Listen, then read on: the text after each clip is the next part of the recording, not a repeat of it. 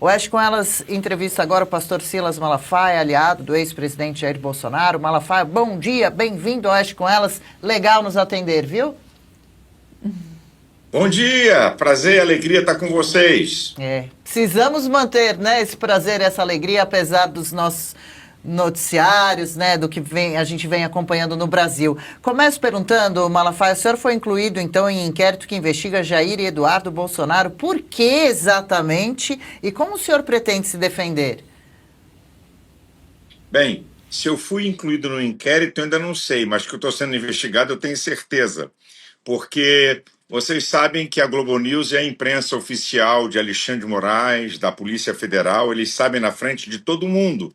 Então a Globo News não ia dar uma fake news de dizer com exclusividade, estamos dando a notícia que Malafaia está sendo investigado pela Polícia Federal nesse inquérito que eu acho até interessante, obstrução de justiça, coação no curso do processo, organização criminosa, abolição violenta do Estado Democrático do Brasil, sanções internacionais contra o Brasil. O que é que eu tenho a ver com isso? Absolutamente nada. Então, nós não sabemos nada até hoje, não recebi nada, mas esse é o modus operandi, né? Solta a notícia, aí você fica sem saber o que falar, só que eu sou um cara bocudo, não tenho medo, eu já vou abrindo a boca, largando o aço nessa turma, sem pena, e se pensam que vão me intimidar, escolher o cara errado, manda escolher outro, porque eu não vou parar, todo dia tem um vídeo arregaçando essa farsa dessa perseguição, porque nós estamos vivendo no Estado Democrático de Direito, onde se tem o crime de opinião. Dá para entender uma coisa dessa? Alexandre de Moraes institui o crime de opinião no Estado Democrático de Direito. Então nem eu sei por quê, a não ser pelas minhas opiniões, que há 4 anos, mais de 50 vídeos e todas as manifestações que eu coordenei, eu chamo ele de criminoso e provo, porque ele rasga Constituição e leis ordinárias. É essa aqui a panorama inicial. De opinião e perseguição política, né? Nítidos. Marina Helena agora. Pastor Silas, muito obrigada pela sua entrevista. Eu queria saber do senhor, você encara isso de fato como censura e perseguição política? Porque a gente sabe que o Alexandre de Moraes ele tem usado exatamente disso, né? Ele tem tentado coagir a todos. Então ele arrasta, ele começa esses processos absurdos, só para lembrar, esse processo que envolve Eduardo Bolsonaro, Jair Bolsonaro, que foi arrastado para dentro ali, Felipe Barros também, e agora o senhor, ele tratava de algo que é uma violação à soberania, que seria incitar a nação estrangeira a invadir o nosso país ou declarar guerra ao nosso país. Tamanha, né, a gente vê esse ímpeto que a gente tem dessa turma, igual o suposto golpe, que é golpe de Estado, abolição violenta do Estado Democrático de Direito. Então ele tem essa sana e a gente sabe que no final das contas isso tem muito a ver com essa vontade de coagir e calar aqueles que ainda ousam ir contra o nosso Supremo. Você vê dessa maneira como censura? E também eu queria te ouvir o senhor sobre a questão da perseguição também religiosa nesse caso. Vamos lá. Pare para prestar atenção. Eu falo com Eduardo de vez em quando, falo com Paulo Figueiredo de vez em quando, mas eu não falo inglês, eu não tenho acesso à autoridade americana nenhuma, eu não tenho esse acesso.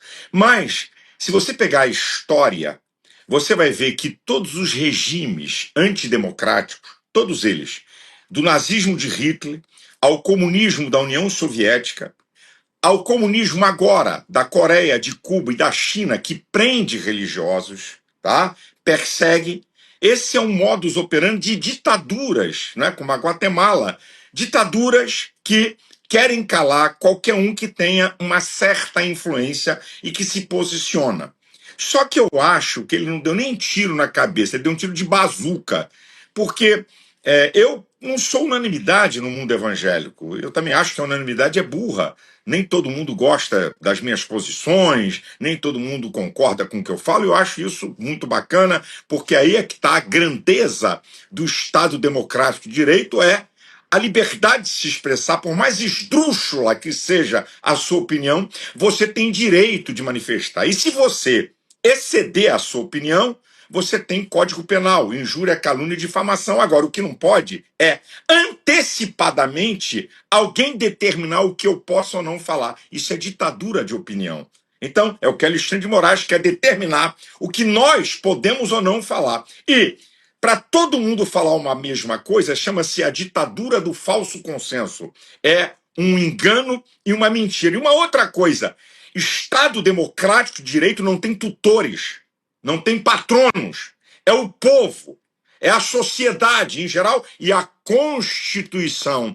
Essa é patrona do Estado democrático de direito, que seu Alexandre de Moraes, segundo o artigo 102 da Constituição, ele está lá para, em primeiro lugar, zerar por ela quando ele rasga sucessivamente. Então, o tiro que ele deu de bazuca é o seguinte: ele me torna unanimidade no mundo evangélico. Eu fiquei vendo até gente que não gosta de mim escreveu manifesto, gravou vídeo. Então, há uma indignação generalizada nessa comunidade gigantesca que são os evangélicos. Nós somos uma comunidade de mais de 30% da população. Então, ele conseguiu, e eu conheço, o que une os evangélicos. Questões partidárias políticas não unem evangélicos. Não une. Você pode ter até uma maioria, como é verdade, que tem a visão da direita. É uma maioria por causa de nossos princípios de fé, né, que se coadunam. Mas tem gente que do mundo evangélico que faz a opção de apoiar a esquerda. Mas quando se trata de perseguição, une todo mundo. Então, não foi uma boa essa de me incluir, no mínimo, numa investigação, que é um absurdo, porque eu não tenho nada com isso, eu não sou político, eu não sou candidato a nada, mas eu vou dizer para vocês de uma desconfiança que eu tenho. Sinais que dá para eu dizer assim, não, eu tenho que desconfiar. Vamos lá. A manifestação, ou as manifestações de 3 de agosto, quando não tinha Bolsonaro, não tinha Michele, nem governadores, toda a imprensa, depois da manifestação, Fantástico, Jornal Nacional, Globo News e barababababá, disse: Malafaia coordena as manifestações. Claro que não foi só eu não tenho essa soberba, mas eu, como sempre, a pedido de Bolsonaro, coordeno. Então, aquilo que eles pensaram que ia ser uma vergonha foi grande manifestação, não só em São Paulo, mas nas capitais. Número 1, vou juntar as peças. Número 2, teve aí, há uns dias atrás, né, assessores de Tarcísio dizendo: Malafaia, ao falar e questionar governadores, ele quer se colocar como candidato.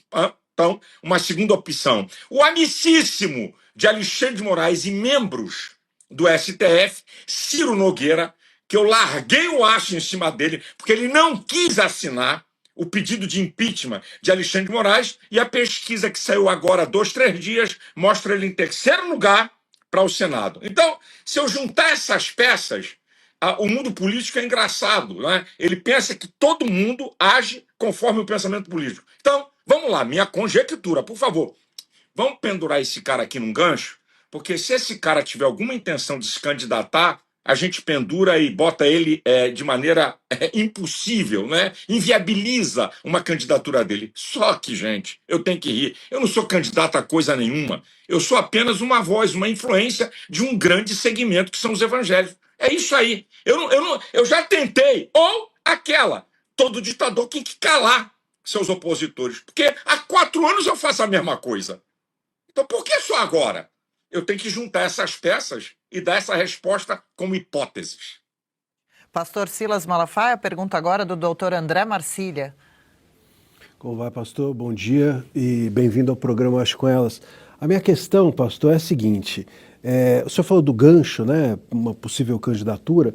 Outro gancho que me parece perigoso nessa história toda é que, para além da liberdade de expressão, da censura à liberdade de expressão, eu considero essa investigação ao senhor também um atentado, um ataque à liberdade religiosa. Porque o senhor, quando está nas ruas, ainda que falando de política, o senhor está como religioso, o senhor não está lá como político. Não é porque se fala de política que é político. Se fala de política como religioso, porque um pastor, um padre, enfim, alguém também não é apenas dentro da igreja ou dentro de um templo que ele age como pastor, é também fora. Não é apenas na vida espiritual que ele orienta o seu rebanho, mas é também na vida material, portanto inclui a vida política. Então eu considero isso também um ataque à liberdade religiosa e pergunto ao senhor se o senhor concorda e se a comunidade, de uma forma geral evangélica, entende que isso é um passo perigoso para além do cerceamento da liberdade de expressão.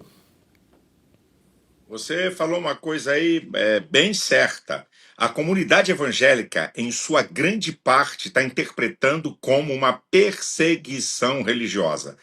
Tem mais de 15 manifestos de entidades evangélicas dizendo dessa preocupação. O maior deles, que é o do Conselho Interdenominacional de Ministros Evangélicos do Brasil, onde 95% da grande liderança evangélica assinou, fala exatamente isso, né? Dizendo do perigo que o nosso país está caminhando, de além de ter uma perseguição política, agora uma perseguição religiosa. E liberdade de expressão e liberdade religiosa são fundamentos do Estado Democrático de Direito. Eu não tenho nenhuma dúvida quanto a isso, que também é uma perseguição religiosa. Como eu disse ainda há pouco, esses ditadores todos, eles chegam na perseguição religiosa porque se um religioso que tem uma influência num grupo social se levanta, para eles é um perigo. Como eu tenho uma certa influência no mundo evangélico, então eu sou um perigo. Eu brinco sempre, eu sou o pastor mais bocudo, né, dos pastores evangélicos, dos líderes evangélicos. Eu faço isso há mais de 30 anos que eu me posiciono. Eu sou um dos pastores mais antigos na televisão. Esse ano eu completei 45 anos na TV, quando a TV tinha muito poder, né? Ela caiu com o advento das redes sociais e eu transferi isso para as redes sociais. Eu tenho mais de 10 milhões de pessoas que me seguem nas minhas redes sociais, né? Então, e eu me posiciono o tempo todo, a vida toda, porque eu aprendi, sabe, que a Bíblia, o livro que eu creio, ele mostra o homem como um ser biológico, psicológico, sociológico e espiritual. Deus e Jesus tratam o ser humano dessa forma e a Bíblia não exclui a cidadania terrena. Então, eu me posiciono e me posiciono de maneira dura todas as vezes que eu digo que Alexandre de Moraes comete crime, eu mostro os artigos da Constituição que ele rasga, sou duro com isso e eu acredito, né, que é uma retaliação porque eu represento um grande e poderoso segmento. Mas vou dizer uma coisa para vocês, que talvez Alexandre de Moraes não percebeu. Os Estados Unidos, né, é uma nação que a base é evangélica. Donald Trump está rodeado de pastores evangélicos e de funcionários de alto nível que são evangélicos. Com certeza vai chegar no ouvido dele que eu conheço alguns dos líderes mais poderosos americanos evangélicos e que falam, que estão sempre na Casa Branca e falam direto com Donald Trump. E com certeza vai chegar no ouvido desse cara que eu, como um líder evangélico, estou sendo perseguido. E para o americano, isso é cultura. Para o americano, certo? Não se mexe num líder religioso por opinião política. Você pode condenar um líder religioso porque roubou, e por uma série, pedofilia, e vai por aí fora. Agora, a opinião de um líder religioso é respeitadíssima na América. Então, é mais uma que Alexandre de Moraes mexeu num vespero que eu estou desconfiado que não vai ser uma coisa boa para ele, que vai acrescentar mais alguma coisa dos americanos em retaliação a Alexandre de Moraes. Muito possível que chegue mesmo e engrosse ainda mais esse caldo. Tomara que sim, né? A próxima pergunta, você, Paula Camacho. Bom dia, pastor Silas Malafaia. Em relação à prisão domiciliar do ex-presidente Jair Bolsonaro, o senhor acredita que pode ser revertida em algum momento ou, inclusive, pode ser mandado para a cadeia efetivamente? E, inclusive, o senhor pretende visitá-lo? Sim, o advogado vai entrar com um pedido agora, certo? Para eu poder visitá-lo. Vamos ver o que Alexandre de Moraes vai responder. A prisão de Bolsonaro é a coisa mais vergonhosa que nós temos na história. Por que Bolsonaro está preso? Porque falou. Artigo 5º, inciso 4, a liberdade de expressão. Artigo 220, parágrafo 2º, é vedada a censura. Lula, condenado em todas as instâncias e na cadeia, deu 22 entrevistas. assassinos facínoras, pedófilos, corruptos dão entrevista. Então, a prisão de Bolsonaro é um atentado ao Estado Democrático de Direito. Ele não pode rasgar a Constituição. Você não pode ter um ministro do STF mandando prender uma pessoa em qualquer inquérito quando ele está rasgando aquilo que ele foi feito para zelar. O artigo 102 da Constituição, o caput do artigo diz que a função principal do STF é o quê? É promover, é fazer cumprir a Constituição. Então, ele não pode, à mercê de qualquer coisa que ele achar, dizer assim, você não pode falar. Você está proibido de usar telefone celular, você está proibido de usar redes sociais. Por isso que eu falei que Alexandre de Moraes institui o crime de opinião no Estado Democrático de Direito a partir do momento que ele dirige um inquérito imoral e ilegal de fake news. É imoral. Bom, perdemos aqui, caiu um pouquinho a ligação com o pastor Silas Malafaia, conversando com a gente sobre diversos temas. Já vamos reconectar, é preciso perguntar também para Malafaia sobre as manifestações. Já temos Malafaia de volta? Por favor, pastor, o senhor de novo. Então, você não pode ter, né, um inquérito de fake news imoral e ilegal. E por que é imoral e ilegal? Porque o artigo 129 da Constituição diz que... Opa, mais uma vez, mas não tem problema. Acredito que a gente vai conseguir conectar mais uma vez para os nossos últimos minutinhos de conversa com o pastor Silas Malafaia. Pronto, pastor, agora de novo. Vamos lá. Entra uma ligação e derruba a gente. Então, você não pode ter um inquérito onde o Ministério Público, o senhor da ação penal, artigo 129 da Constituição, não está. A partir desse inquérito, ele promove perseguição. Brasileiros exilados por opinião. O Eustáquio, a resposta do governo da Espanha, o que vocês consideram crime, para nós é liberdade de expressão. Então, olha o que está acontecendo no Brasil. Um camarada que foi feito para zelar pela Constituição, ele rasga a Constituição, emite ordens ilegais e o professor de Alexandre de Moraes, Manuel Gonçalves Ferreira Filho, último catedrático da USP, o maior constitucionalista vivo no país, ele diz: estamos vivendo uma juristocracia e não uma democracia. É o que está acontecendo com o Brasil. Alexandre de Moraes está destruindo o Estado democrático de direito com a prisão de Bolsonaro, que é uma vergonha, é uma afronta à Constituição, um absurdo o que nós estamos assistindo e vendo.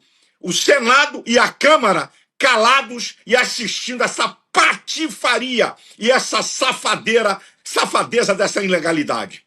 Antes da gente encerrar, gostaria muito que o senhor falasse sobre as manifestações, né? Eu comentava aqui no programa um pouco mais cedo, Eduardo Talhaferro, ex-assessor de Moraes no TSE, disse que se tem algo que Moraes tem medo e que vivia monitorando, querendo saber, era sobre as organizações das ruas. Qual é a importância que o senhor vê do povo colaborar nessa luta para que a Constituição volte a ser seguida, para que parem os abusos do judiciário e para que não imponham censura às nossas redes sociais em véspera de eleições especialmente? Você acabou de dar uma resposta. Talvez aí está o porquê que eu fui incluído no inquérito. Porque eu coordeno todas essas manifestações. Então, talvez me colocou assim, vamos dar uma trava nesse camarada. Dia 7 de setembro, em todo o país, em todas as cidades, em São Paulo, Avenida Paulista, vamos aumentar um pouquinho o horário, vamos mudar o horário, a partir das 15 horas. É uma manifestação Reaja Brasil, em favor da liberdade de expressão, da liberdade religiosa e da liberdade do povo brasileiro, que é garantida pela Constituição. Então nós vamos para a rua e vai ser gigante, muito maior do que a de 3 de agosto, pode ter certeza, porque há uma indignação geral e agora mexeram com um grande segmento, que são os evangélicos, e que pode ter certeza que vai ter muita gente na rua. Mais uma, Marina. Pastor, eu queria perguntar para o senhor, eu queria que o senhor reforçasse a importância das pessoas pressionarem, né? Parece pouco, mas bem ou mal, a gente vê ali as assinaturas pelo impeachment de Alexandre de Moraes no Senado. Foram 7 assinaturas em 48 horas. Naquela obstrução ali que se teve da oposição, né? Você teve lideranças ali do Centrão cooperando de alguma maneira, pelo menos dizendo que vão pautar o foro, né? Que podem pautar a anistia. A gente esteve mais próximo disso do que a gente teve esse tempo inteiro. Então, eu queria só ouvi-lo a respeito disso. Como que a população, de fato, pode pressionar? Porque esse povo tem medo das urnas. O povo é o supremo poder. O preâmbulo, a abertura da Constituição diz que o poder emana do povo. Quando um povo se levanta, não tem senadores, não tem deputados, não tem ministro do STF, não tem poder executivo. Eu digo uma coisa aqui que é muito importante. Eu bato palma porque o povo brasileiro é um povo pacífico. 10 não, 1000, palmas. Agora, são palavras similares, mas tem uma diferença muito grande. Ser pacífico, eu bato palma, mas passividade, aí é uma coisa perigosa.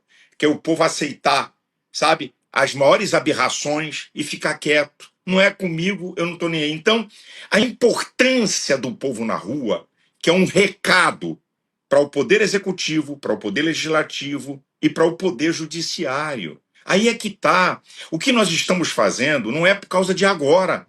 Nós estamos plantando para gerações futuras. O que vão dizer da gente? O que vão dizer dessa geração?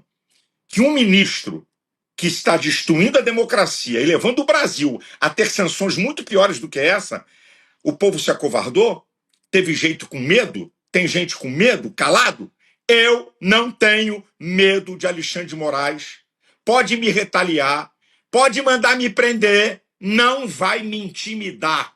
E aí é que tá. E o povo brasileiro não pode estar intimidado. Vamos de maneira pacífica para as ruas. O que está em jogo é a nossa liberdade. Não é só questão de Bolsonaro, não. Não se enganem. Não é só questão de Bolsonaro. A esquerda está aplaudindo toda a pressão de censura em redes sociais. Amanhã é a sua rede social. Então, vamos para a rua, dia 7 de setembro, numa mega manifestação, porque isso eles entendem e temem.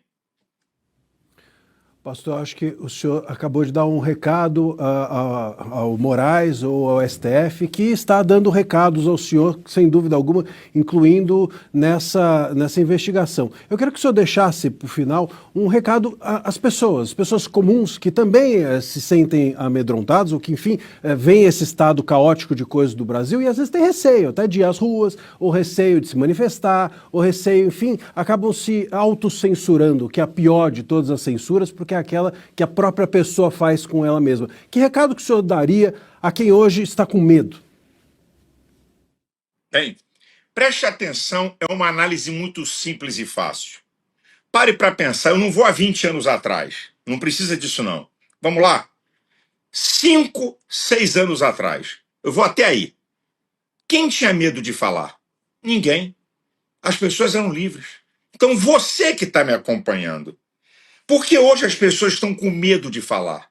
Isso é o maior sinal que tem alguma coisa errada com a nossa democracia. A pessoa tem medo de falar. Como? Você pode ter medo de emitir opinião no Estado democrático de direito. Isso aí é uma prova, povo brasileiro, que tem coisa errada. Isso é uma prova. O Brasil está em rumo da Venezuela. Se nós não abrirmos a boca agora, quem é que o Brasil está aliado? Quem Lula está aliado? Governo do Irã. Um governo que não respeita mulheres, opinião de mulher, que mata em praça pública evangélicos e mulheres. Com quem o Brasil está aliado? Com a Rússia. De uma pseudo-democracia que manda executar opositores e um cara que controla a nação com mão de ferro. De quem o Brasil é aliado? Da China. Os maiores predadores do mundo, onde não tem democracia, onde não tem liberdade. Aí está o perigo, gente. A coisa é mais perigosa e profunda do que vocês pensam. Essa esquerda que está aí, eu vou lembrar para encerrar aqui a minha palavra. 2023, Lula presidente, no Foro de São Paulo, junho de 2023. Palavras de Lula. Aquilo que historicamente combatemos. Olha isso aqui. Aquilo que historicamente combatemos. O que ele combate? Família, costumes e pátria. Essa cambada é uma cambada que o negócio deles é a internacional, é o comunismo mundial, a internacional socialista. A cor deles não é verde e amarela, a cor deles é vermelha. Então, eles estão interessados em calar e cercear o povo brasileiro. Acorda! Reaja, Brasil! Vamos pra rua! Deus abençoe a todos. Obrigada, igualmente. São temas todos muito sérios que continuaremos acompanhando. Pastor, obrigada por nos atender, pelos esclarecimentos. Boa sorte nos processos, bom trabalho daqui para frente. Conte com o nosso microfone por aqui. Grande abraço. Muito obrigado, Deus abençoe a todos. Obrigada também, viu? Legal, gostou desse corte? Estamos ao vivo de segunda a sexta-feira, das 10 ao meio-dia, no YouTube da Revista Oeste. Eu, Marina Helena, Adriana Reide e Paula Camacho analisamos as principais notícias do dia. E siga as nossas redes sociais, @oestcom.elas.